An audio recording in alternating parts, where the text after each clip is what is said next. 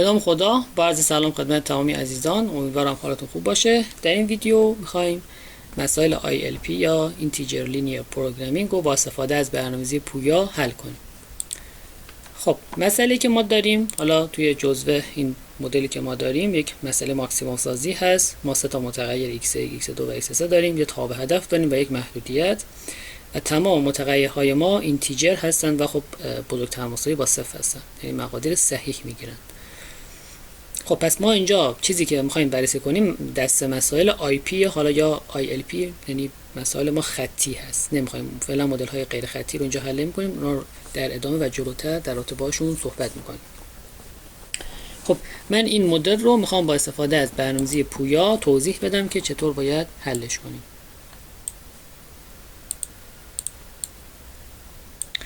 خب چند تا چیز رو باید مشخص کنیم. همونطور که تو ویدیوهای قبلی هم گفتم، باید مرحله رو بدونیم، باید حالت رو بدونیم و باید متغیر تصمیم رو هم بدونیم. توی این مدل های ریاضی که ما داریم خواهیم حل کنیم، هر متغیر میشه یک مرحله. من 3 تا مرحله دارم. این میشه مرحله 3، مرحله 2 و مرحله 1. پس 3 تا مرحله دارم.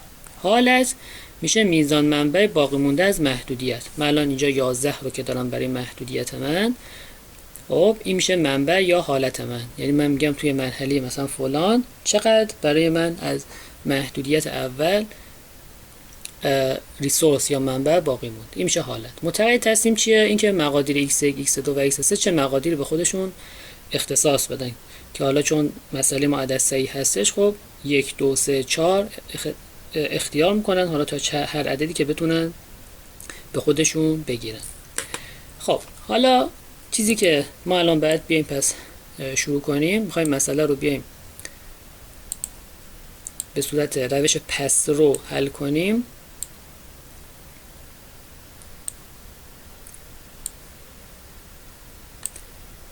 الان توضیحات رو بهتون میدم. خب حالت رو باید بیایم مشخص کنیم. اینجا حالت رو باید بگیم و اینجا متغیر تصمیم. اینجا هم دارم f3 و اینجا هم دارم x3. خب روش حل ما هم پس رو بود دیگه. از مرحله آخر شروع میکنیم میای به مرحله اول. خب یعنی از مرحله 3 شروع میکنم میرم مرحله 2 و بعد میام مرحله 1. خب نکنیم منبعی که من دارم 11 تاست. میتونم 0 تا حالت برای من مونده باشه، یعنی 0 تا منبع مونده باشه. حالت من میتونه 0 باشه، میتونه 1 باشه، میتونه 2 باشه، تا 11 میتونه باشه، 10 و 11. خب متغیر تصمیم من نکنیم من الان مرحله 3 رو دارم میگم دیگه. دارم 4x3 کمتر مساوی است با 11. حالا اینجام دیگه خب 4x3 کمتر مساوی با 11. x3 تا چه عددهایی میتونه به خودش بگیره؟ 0 میتونه بگیره، 1 میتونه بگیره، 2 میتونه، 3 نمیتونه. 3 4 تا میشه 12 تا. 12 از 11 کمتر نیست. پس اینجا میتونم 0 رو بنویسم، 1 هم میتونم بنویسم، 2 رو هم میتونم بنویسم، ولی 3 رو حق ندارم بنویسم. خب اگر 0 تا منبع داشته باشی و هیچی هم بهش اختصاص ندی، خب درآمدت 0 دیگه. میذاری 15 ضرب در 0 میشه 0. خب پس اینا تا پایین همه چندن؟ همه 0 چرا؟ چون تو منبع داری در اختیارت ولی مقدار x3 رو داری 0 میدی، پس همه 0. اینا هم نشدنیه، چون اگه منبع 0 باشه که نمیتونی x3 تو 1 بدی، که نمیتونی. خب اینم پس میشه 0، ماکس این ردیف میشه 0، اینم از 0 است. خب اینو میتونیم بنویسیم یا نه؟ اگه یه دونه منبع داشته باشی، یعنی این به جای 11 باشه چند باشه؟ مقدارش 1. 4x3 اگه کمتر مساوی با 1 باشه، آیا میتونی x3 رو 1 بدی؟ نه. 4 که کمتر از 1 نیست، پس این هم میشه نشدنی. این هم میشه تا کجا باید بری پایین نشدنی شو؟ تا 3. اینجا تو این قسمت دیگه این ور 4، پس x3 تو میتونی 1 بدی. پس اینم من بیام پایین، اینم 0 0 اینم 0 0. خب اینجا میتونی 1 بدی. 4 تا داری x3 رو بذاری 1 چقدر برای سود داره؟ 15 تا. پس تا پایین همه 15 رو می نویسم.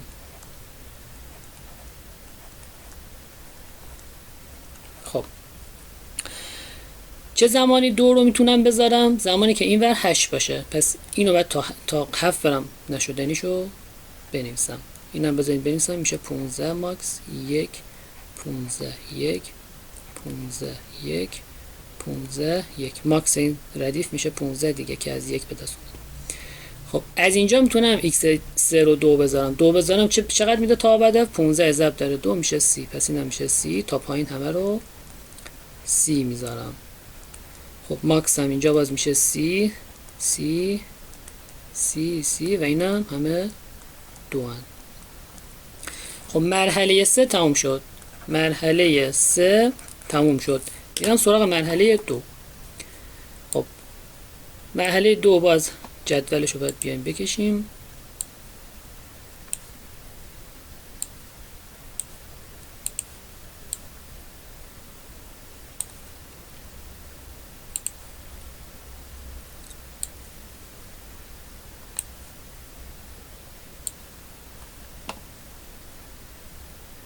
خب مرحله 2 هم باز حالت من از 0 شروع میشه تا 11. پس اینجا باید 0 تا 11 رو من بنویسم. 0 1 2 3 4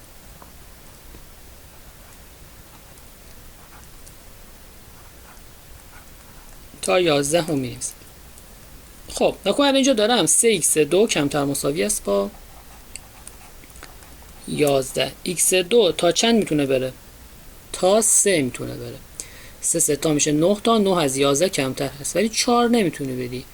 12 از 11 کمتر نیست. پس اینجا دارم 0 1 2 و 3 دیگه 4 ندارم که اینجا هم باز میشه f2 و x2. خب اگر 0 تا منبع داشته باشی و هیچی هم بهش اختصاص ندی، خب 0 سود داری. پس تا پایین همه 0 منبع بنویسم. هر چقدر منبع داشته باشی x2 تو بذاری 0 تا ابد 0 در میاد دیگه، میشه 7 ضرب در 0 میشه 0. خب اینا هم که نشدنیه، اینا نشدنی، ولی باید بیای جمع بزنی چیزایی رو از جدول مرحله ست. یک افاشو باید بیای جمع بزنی. اگر 0 تا منبع داری هیچی هم به x2 نمیدی، چقدر میمونه برای مرحله 3؟ 0 تا f چنده؟ 0 میذاری. از بالا به پایین همه رو باید جمع بزنی. 0 به اضافه 0 4 تا 0 جمع میزنم. 4 تا هم 15. خب 4 تا هم 30 جمع میزنم تا پایین. اینم 30. نکن اگر که فرض کن 8 تا منبع داری توی مرحله 2، هیچی به x2 مقدار نمیدی. چند تا میمونه برای مرحله 3؟ 8 تا. 8 تا پیدا میکنی. f چنده؟ 30. پس به اضافه 30 میکنی. خب بیایم اینجا. خب اگر من اینجا داشته باشم 3x2 کمتر مساوی با 1، آیا شدنیه؟ نه. پس اینم نشدنی. اینم که باز میشه 0 0. اینم میشه 0 0. اینم نشدنیه همش. اینجا میتونی 1 بدی به x2. یعنی 3x2 وقتی کمتر مساوی با 3 باشه x2 تو میتونی 1 بدی که اگه 1 بدی چقدر برای سود داره؟ 7 تا پایین همه رو می‌نویسی 7. خب بازم باید بیای جمع بزنی. اون جمعی که باید بزنی باز از بالا شروع کن برو به پایین. میشه به اضافه 0 4 تا 0 4 تا 0 داری. 4 تا 15 داری. یه دونه 30 هم میمونه که اینجا می‌نویسم. خب یک شو بزنیم براتون تحلیل کنم. نکن فرض کن که 8 تا منبع داری، یعنی 3x2 کمتر مساوی با 8 هست. به x2 1 بده. به x2 1 بده. خب به x2 1 بده. چقدر از 8 تا رو مصرف کرد؟ 3 تاشو. چند تا میمونه برای مرحله 3؟ 5 تا. 8 تا بود دیگه. 3 تا شده 5 تا میمونه. 5 رو پیدا می‌کنی. f چنده؟ 15. پس به اضافه 15 اینم نشدنیه. ماکس این میشه 7. اینم میشه 1. اینم تا چند باید بریم؟ تا نکن چه زمانی میتونی x2 تو 2 بذاری؟ زمانی که 6 تا 6 باید این نشدنیه دیگه، تا اینجا نشدنیه، اینم نشدنی. این میشه 15 ماکسش از صفره، اینم میشه 15، اینم از صفر. خب اینجاست. خب حالا اینجا اگر این قسمت منبع من 6 تا باشه x2 رو میتونم 2 بذارم که 2 بذارم چقدر سود داره؟ 14 تا. پس این تا پایین همه 14 رو میتونی بنویسی. خب به اضافه هاش هم میزنیم، از بالا به پایین باز شروع میکنی. 4 تا 0 داری، 4 تا 0 و حالا 2 تا 15 هم اینجا جمع زن. خب چه زمانی به x2 میتونی 3 بدی؟ 3 تا 9 تا. پس الان من اینو باید تا 8 انگاری نشدنی بزنم که اگه به x2 3 بدی میشه 3 هفتا 21. پس اینجا میشه 21، اینا میشه 21، اینا میشه 21. به اضافه چند میکنم؟ به اضافه 0 میکنم، به اضافه 0 میکنم، به اضافه 0 میکنم. از بالا به پایین دارم جمع میزنم. خب یه دونه‌شو بذارین براتون تحلیل کنم باز. مثلا اینو بگم 14 اینجا. خب 9 تا منبع داری توی مرحله 2. خب 2 تاشو مصرف میکنی. ضریب x2 چندش؟ 3. یعنی 6 تاشو داری مصرف میکنی. 2 ضرب در 3. 9 تا منبع داریم.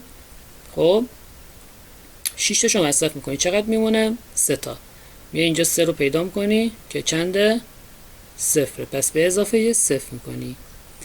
خب ماکس این ردیف هم میشه 15 0.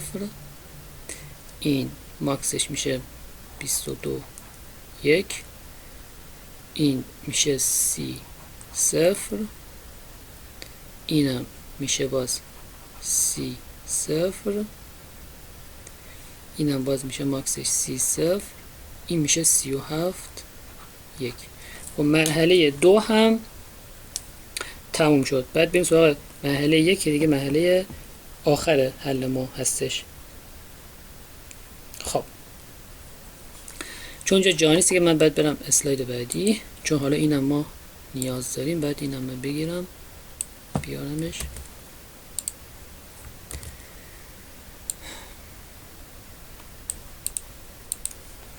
خب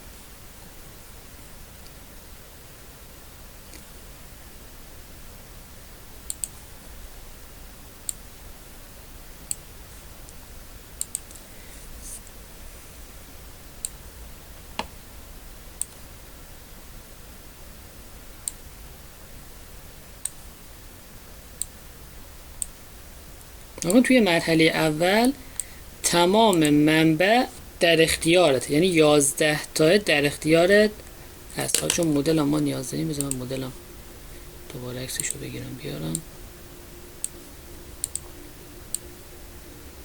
کل این 11 تا منبع در اختیارت هست. پس اینجا می‌نویسی 11. خب این تا چند حق دارم برم؟ تا نگاه ضریب x1 1. پس از 0 میتونی شروع کنی تا 11 بری. 0 1 2 3 4 5 6 8 9 10 و 11. خب حالا چون بلکه اینا اصلا متمایز بشن و اینا یک خطم بندازم بینشون قاطی نشن.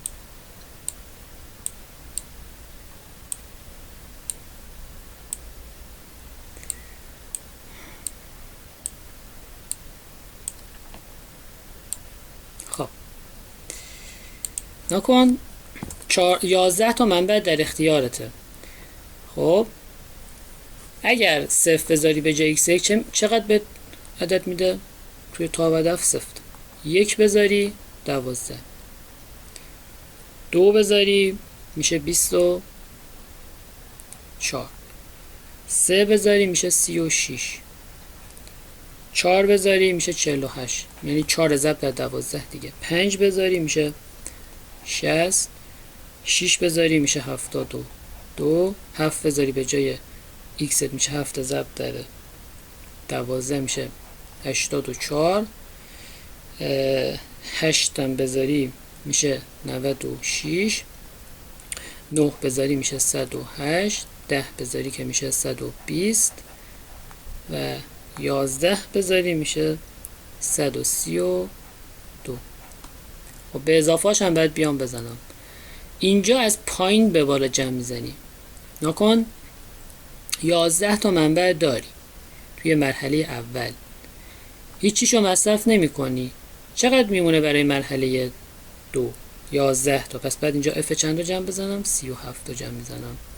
به اضافه 37 از پایین به بالا، به اضافه سی، به اضافه سی،